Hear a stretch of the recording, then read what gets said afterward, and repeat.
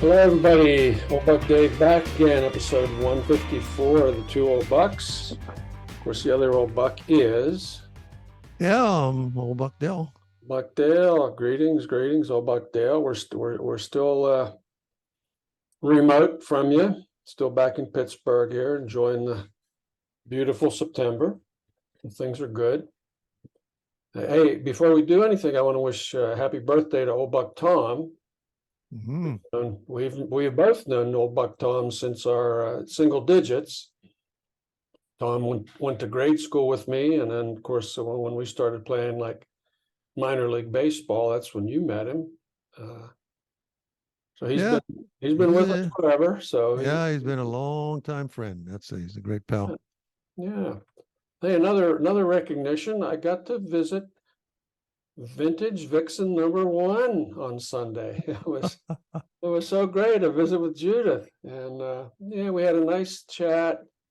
And something else we got to do that kind of surprised you, I think. Well, you did surprise me. I I want to thank you publicly for taking a chance to visit an old friend. I recommend anybody that can do that to do that. But the phone call came in video, which is not usually the way we communicate. Video on an old Buck Dave's phone, and I picked it up, and it wasn't old Buck Dave. Wasn't me. Wasn't. And it took me a second or two to recognize who it was, and it was a pleasure. So it was a pleasure talking to her and seeing her. Again, long time, way back friend. So all the best to VV1, as we call her. Yes. So what's going on in your world? Hey, since last we talked, when I had no ambition, uh, I ran into a little bit of ambition to paint. And, you know, if the old bucks are listening out there, maybe you understand what I'm going to want to say. It looked like a simple little room, little 16 by 12 or something.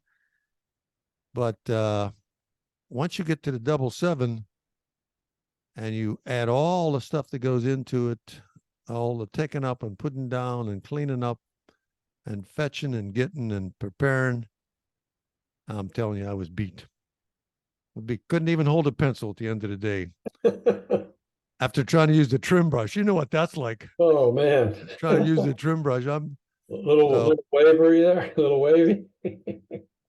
So I think the dilemma, Dave, is that you want to do those things. That's stuff we always did yourself. Yeah, yeah. You still want to try those things.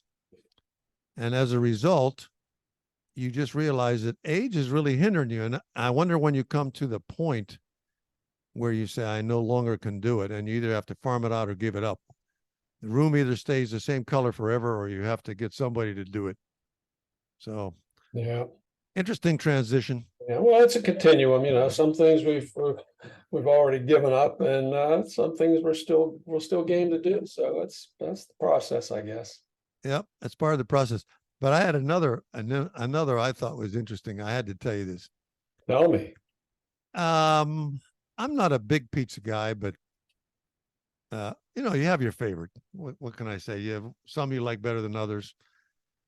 And I'm within walking distance of 2 or 3 pizza joints. But the other day I decided that I would go to a different pizza joint that I'd never been in. Walking on the wild side. All right. So I stop in, and it was busy as all get out. I mean, people are flying. Pizzas are going out the door 2 and 3 at a time. There's people dining in. I mean, it is just a madhouse in there, and I'm kind of impressed. So I walks in, and I'm seeing pizzas on plates and everything, and I said, "Boy, there's one with a nice looking crust on it." And I like the crust. So I says, "Huh, I'll have that one." And the guy says, "A very good choice, sir. That's called the Sicilian." I said, "Well, okay." I said, "I'll take that one." So he rings it up and he said, "That will be $28." What? and a little red flag went up in my head that said, pull the plug on this now, pull the plug on this now. But I didn't. I But you said, couldn't do it, could you? You couldn't couldn't do do it. Okay, so I wanted to, since it was a takeout, I sat down and waited for it. And I waited about 15, 20 minutes. And I was actually coming back, going to share it with my lovely wife, obviously. And I came back, or the pizza came back to me, and it weighed about 4.5 pounds. I mean, I said, man, this doesn't feel right. So I opens it up, and it almost looked like a pie, a giant pie crust filled to the brim with cheese and sauce and pepperoni and everything. So Oh, I said, that's a cholesterol buster. oh, I'm telling you. So then I said, maybe I better try a piece of this stuff before I take it home, because there's no way we could eat this. You know what I mean? Wait a minute. So you're gonna eat some of it at the pizza parlor, so it Well, I'm doesn't going to eat much? I'm going to try one slice. I'm going to try one slice. So I got a knife and fork, and I tried one slice, and it was all I could do to hold that down. This thing was like almost a centimeter and a half thick of cheese. I mean, it was crust, cheese, stuffed cheese, sauce. I mean, it was like it looked like kind of reminded me of a pecan pie if it was, full of tomato sauce. And I can't eat a lot. I can't eat a lot. Pie. Yeah, I Okay. can't eat a lot of tomato sauce. So anyhow, then I said, my wife is not going to be able to eat all this. So I went ahead and ordered a hamburger for her. So I got that, waited another 20 minutes, got that, took it all home. And she had one piece and said, well, not bad, but she couldn't eat any more than that. And then I couldn't eat any more than that. So I've like 2 pounds of frozen pizza. You got $14 worth of frozen pizza now. Yeah. And I said, so what I have to do is I have to thaw it out. And it takes a couple minutes in a microwave even to thaw this thing.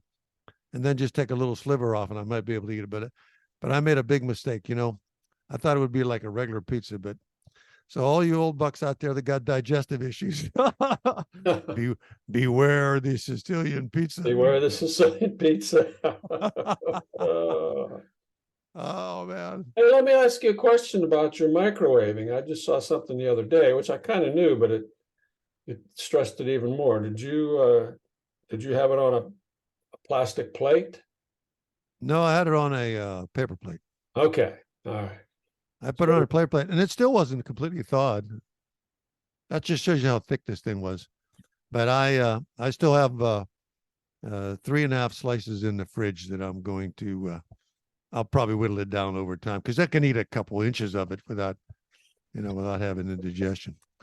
So that's old age. It's all old age. Old age, yeah. Hey, what I wanted to tell you too while I had you is, didn't we get a letter? Do you remember the letter from afar from Ranger Rick? Which one? You mean about the Bears? No, he sent us a letter about my comments about how to get off on the right side of the bed. Oh yes, yes, I do remember. I wanted to reply to that because I had given a lot of thought to that. And he's got a good sense of humor. So he says, it's an old Roman axiom that if you get up on the wrong side of the bed, you have a bad day. And I mean, it's the way he phrases it. It was funny. Yeah. So I would say I've tried several things. I've tried like going into the bedroom with the lights off. I've tried, but it's impossible. It's almost a second nature thing with beds. Your mind must memorize it, or it just remembers how you get on it. Now, if you have a bed that's tucked in a corner with only one edge and you're sleeping with somebody, then you can't obviously get out on the right side because you have a wall. But otherwise, inevitably, hotel rooms, no matter where I go, no matter how I look at this, you just automatically, if you can see the bed, you can see the room, you position yourself to be near the bathroom because you're going to get up. I don't know. I don't know if there's any more science to it than that. I don't know. I don't know what to say. I mean, your mind isn't spinning over it, but you think about how we do that. You never think about it. You jump in on your side. I never thought about it until you brought it up here, and now I worry about you. But you make decisions on sometimes if you and your wife you agree to which side you'll get on. It doesn't matter if she switches side on you in the middle of the month. You never fail to get up on that side because you have a sort of a blocker on the other side. But if she wasn't there, you don't usually switch sides. You just know how to do it. I don't know how to explain it. It must be more scientific than my mind is, but I have thought every way I could think of to answer Ranger Rick's query about it. But it's like a baby knows to how to feed itself on its mother's breast. No one has to tell him. Good Okay. comparison. Fair comparison. Oh man. All right, old bucks, if you're listening out there, you got any bed thoughts, any bed stories about why you get up on the side you do, go ahead and send it to us at buckstwoold@gmail.com. I don't know what else to tell you. I don't even know how else to explain it. Ay. No, hey, well, where you been? You've been traveling. You've been riding your bike. You've been going here and there and doing all kind of things. What else is up on your end? I am still up in Pittsburgh. We're wrapping up our month-long stay here, and absolutely enjoyed it. Did another just a little bike ride this morning. There's a banked oval bike track about 2 miles from here, so I zipped over there and Banked. banked. Yeah, it's a banked track. They have bicycle bike races there. Yeah, and people use it just for exercise. Wow. It's pretty nice. Yeah. I kind of So how high up on the track can you go? Middle of the track for I go. It's not a huge bank. It's not a big bank. It's Oh, but I go up, I run to the corner, I run up to the top of it and then drop down just like the pros do. Not exactly like the pros, I guess, but yeah, it was fun. It was fun. well, there you go, old bucks. If you reach a 777 and you can still do that, I'd say you're doing okay. Okay. Hey, listen, I'm going to give you a public service announcement here. Okay. You ready for one of those? Speaking I'm of ready. my time in Pittsburgh here, I needed a haircut the other day. All right. And like, okay, where do I go? It turns out there's a barber shop about just a block and a half from here. I haven't been to an actual barber. I always go to the whatever they call themselves, but they're not barber shops. They're Hair salons. hair salons. Yeah. So I thought, I'll go old school here and try the barber shop. I looked. This had like 1,000,000 5-star reviews on Yelp. Okay, it was like 99% 5 stars. I thought, okay, this must be okay. So I go in, and he's got a waiting room next to the room where he cuts. He's a one chair shop. So he said, oh, well, go wait in the waiting room. There's a guy on the table here now, guy on the chair. All right. Waiting room was kind of interesting, eclectic collection of books and things like that. It was a little stinky, but he had a dog, so okay. So I get my turn in the chair. And he says, okay, what are we doing here? What do you want? And I said, well, it's flipping up a little bit in the back, take the back off, take some of the fuzz off of the ears, and just shorten it a little bit. I said, it's only been 4 or 5 weeks, so okay. He gets out the world's biggest shears, electric shears, like sheep shears, and he scalped me. I mean, this was terrible. This has to be my worst haircut in 40 years. And it's particularly to the right side of my head. It's like the first 7 people that saw me after that said, what's wrong with the right side of your head? It was all chopped up. So anyway, I don't know where all those guys, where these 5-star reviews. I do know a lot of them were like from 8 years ago.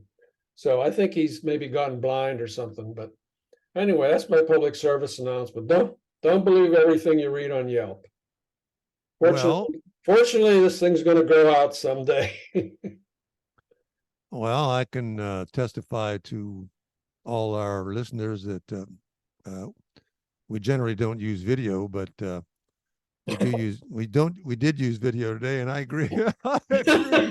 Thanks. I agree. It's a haircut. You gotta be brave to go out with a haircut like that, because it's like, well, that guy doesn't give a damn what he looks like. You know what I mean? You're right. Oh gosh. But other than that, you've had a pretty good time up in Pittsburgh. It's a nice city. You're very fond of it, aren't you? I do like it here. I do like it here. I had a nice lunch date the other day with a couple guys, the retired guys that I worked with. They're all still kind of working. The one guy is now teaching at CMU. The other guy, another fellow, is teaching at the University of Pittsburgh. The other guy is a consultant. And then there's me. I'm a podcaster. And then the reason for the lunch was it's a young Spanish fellow who's doing some postgraduate work, postdoctoral work at the University of Pittsburgh. He's here for, from like June to October. So it was really nice, a nice time to meet a young guy in the field, and we swapped stories and we shared our wisdom. So it was a pleasant lunch. So thanks to old Buck Bernard for setting that one up. Well, this podcast was founded on friendship. Our friendship was the reason we even decided to do it, but we encouraged everybody to, stay in touch with the old friends. So that just sounded like a fun trip. I mean, with the old workmates and school buddies and everybody. You really nice bike rides in with old Buck Terry, aka Superman. Been nice. Hey, I met some other friends too. Some really handsome looking friends. We went to the National Aviary. Did you know the National Aviary is in Pittsburgh? The National Aviary is in Pittsburgh? National Aviary, that's the name of it. It used to be the Pittsburgh Aviary, but there's some act of Congress made it the National Aviary. Anyway, we went there the other day. They've got over 500 birds there, and they have one sloth. And it doesn't fly. And I'm not sure it knows that, but anyway, it's kind of interesting. They've got the sloth. They've got all kind of species there, rare species to endangered species. There was one species that they had there. It was on the endangered list, and thanks to their breeding and the breeding of a couple other locations, the bird's been able to be taken off of the endangered species list, which I thought was pretty cute. If I recall that's aviary in Pittsburgh has been there a long time, hasn't it? Been there a long time, yeah. And it's got several rooms, indoor and outdoor. It's got the tropical room, and there's the penguin habitat. They've got a bunch of African penguins there, which are pretty cool. They put on a good show for you. They're having fun. And well, then we're a big shout out to the folks in Pittsburgh or anybody traveling up there. They should via that. I'll put a link to that. We saw bald eagles, condors. Saw a golden eagle there. I think it's the biggest bird I ever saw. It's got like a 7-foot wingspan. It's brown. It's called a golden eagle. I guess I didn't want to call it a brown eagle. Is it able to fly a little bit? It could fly. It was in the outdoor cage, and boy, when it spread its wings, it was unbelievable. So that was a nice trip. That was a nice visit. Well, I don't know much longer you think you'll be up there. You're going to stay another week or two, or you heading back? No, we're going to be bailing out shortly here. Going to be bailing out shortly. But I do want to tell you about one other place that I visited, and that was kind of on a fluke. It's the Karpalis Manuscript Library Museum. My cousin sent me a note, a newspaper article on it. And it said, you got to check this place out. They hadn't seen it themselves. So it's in one of the neighborhoods of Pittsburgh, up in the hills. The museum, the library thing itself was founded in 1983 by David and Marcia Karpalis with the purpose of inspiring curiosity and encouraging learning. The library archives contain more than 1 million historical documents in the categories of literature, science, religion, political history, exploration, music, and art. they have 10 of these museums around the country, all right? And they rotate the exhibits every 3 or 4 months amongst these different 10. So you go back every 3 or 4 months and there's something new here. Now, when we were there, the Pittsburgh collection included pages from the Gutenberg Bible. You believe that? The Emancipation Proclamation. So a fragment from the Book of the Dead from 1250 BCE. Pages from the first edition of the King James Bible in 1611. Some of the earliest maps of North America. Here's one that was really cool. This was Admiral Nelson's, this was handwritten. This is the original. It was his battle plan for the Battle of Trafalgar in 1805. That's where the British defeated Napoleon's navy. And he died in the battle, actually. And this is in Pittsburgh. You think that'd be in a National Museum in Washington, D.C. or something? Yeah, it's quite a collection. It's an amazing collection. There were letters from passengers on the Titanic. There was a bill of sale for the Pilgrims' purchase of land from the Indians. And again, these are the originals. It's amazing. So yeah, let me just tell you. Let me see. I got some statistics on here. It was the system was founded in the 80s by the late mathematician and businessman David Karpalus of Santa Barbara. They've collected historic documents, maps, music, letters, folios, and they eventually decided everyday people should have access to the wonders of history. So these are the 10 sites. So everybody listen up. And they're Tacoma, Washington, Duluth, Minnesota, Alvin, Texas, Buffalo, New York, Rock Island, Illinois, Santa Barbara, California, Gloversville, New York, St. Mary, Florida, and St. Augustine, Florida, in addition to the one that we went in the Sheridan section of Pittsburgh. It was amazing. It was literally amazing. And as a bonus, there was a high school teacher from Brashear High School there. He was kind of the director of the place, I guess. And he came out and greeted us, and we had just a great chat with him. And he showed they have other exhibits of his students where he would give his students some historical documents, and then they would write a story as if they were there. And the ones that got picked they get to exhibit for a year there. It's got their pictures and the stories that they've written. It's really, really nice, unbelievable. So we'll put a link to that as well. Well, again, for anybody traveling in that area, that's something they may want to check out. But basically, you're about ready to wrap your trip up, and you'll be back down into the humidity. I'm coming back to the pain and suffering. Yeah. Well, winter should be here by I would think by probably November 30th or something like that. It'll start to get cool. Start to get cool. Yeah, that's what I'm looking for. That's what I'm going to look for. Yeah. And then we'll see what kind of winters we have around. If it's still all cattywampus, if you know what I mean. So yeah. Well, listen. You sent me a couple notes. So talk to me about some other stuff here. I know you send me these cryptic 3-word notes, and I'm there with everybody else waiting to see what you're going to talk about. Well, I was telling you, first of all, I mentioned my painting expedition. I wanted to tell you about that. I wanted to tell you about the pizza mistake, the bed conundrum. I call that the bed conundrum. Bed conundrum. Mm-hmm. Yeah. And something else, this might be a public service announcement too. My lovely wife works in the bank, and she told me a story that I found hard to believe, and I didn't know this. I just didn't think it was possible.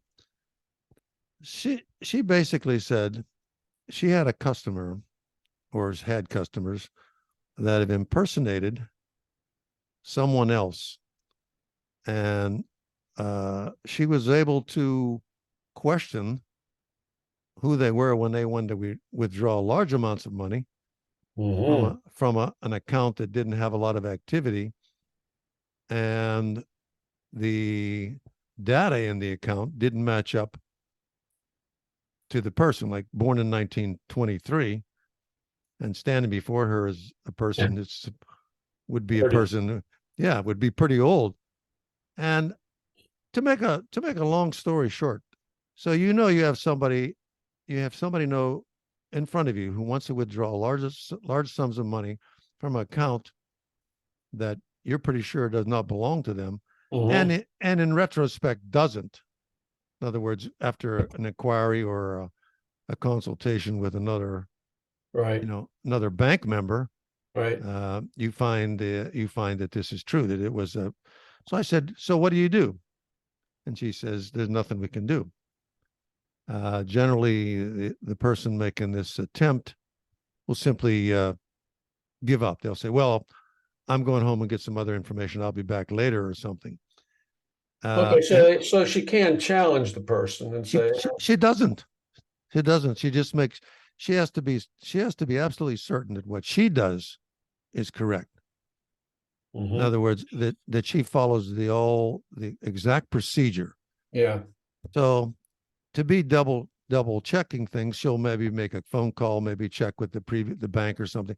I mean, she's very, very meticulous about that. And in one case, she said, "Well, what's the social security number for this account?" ah, And and subtle this check, and this subtle, I said, "This will do it." uh-huh, Now here, the lady in front of her in this case has a phone in her ear, and she's actually talking to someone else who is uh, providing her with the information. beating her. Yeah, feeding her the information. And because she would say, wait a minute, I can't think of it. Wait a minute. Oh, wait a minute. I'm thinking about it. And then so So you think at the other end of the line, there's somebody else with a gun to somebody's head? no, no, Yeah, spooky. what I'm thinking is the sophistication of fraud now. In my own case, I have gotten 3 letters from a hospital, one from an insurance company, and one from another insurance outfit saying that my information has been hacked. Mm-hmm. And do I want to subscribe to a like Equifax or something to monitor my accounts? I mean, Right. these are from hospitals and big insurance companies. I mean, their information is being stolen left and right. So a person comes in and they're using your information and they're trying to withdraw money from your account, and there's a discrepancy. And I'm thinking, how much more sophisticated can they be? So I said, what did you do? Did you call the? She says, we can't do nothing. We cannot confront these people. And once they're discovered, they put on a little show, act up a little bit, they walk out of the bank, and they go to another bank. And Huh. they do that repeatedly until somebody does not thoroughly check it, and they walk off with the money. Yeah. You believe that? I mean, think about that. Well, you're telling me. Well, I mean, I know these people are committing bank fraud every day. Yeah. Every day.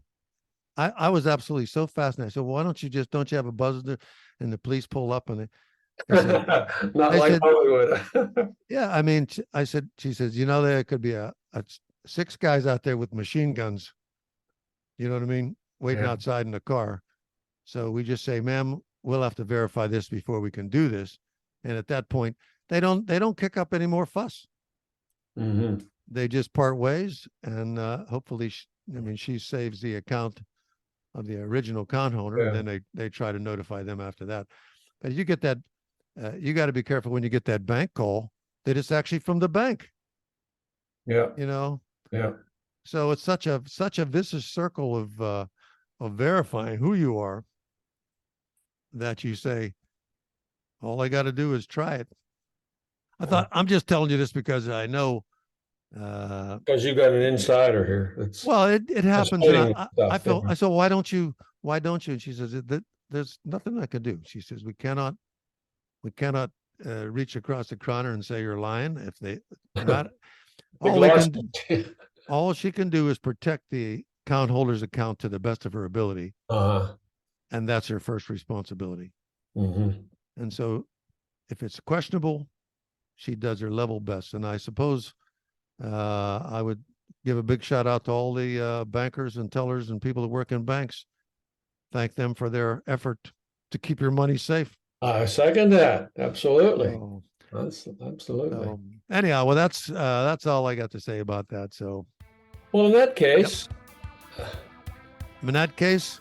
it's time to say, hey, this is old Buck Dell, and we're getting back up to steam. Dave will be back in the neighborhood. We'll be doing some live coffee after that.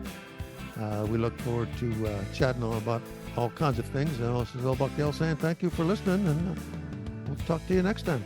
old Buck Dave right behind him, saying I agree with everything he said, and we'll talk to you next week, folks. Have some good stuff for you then. Take care. Bye-bye.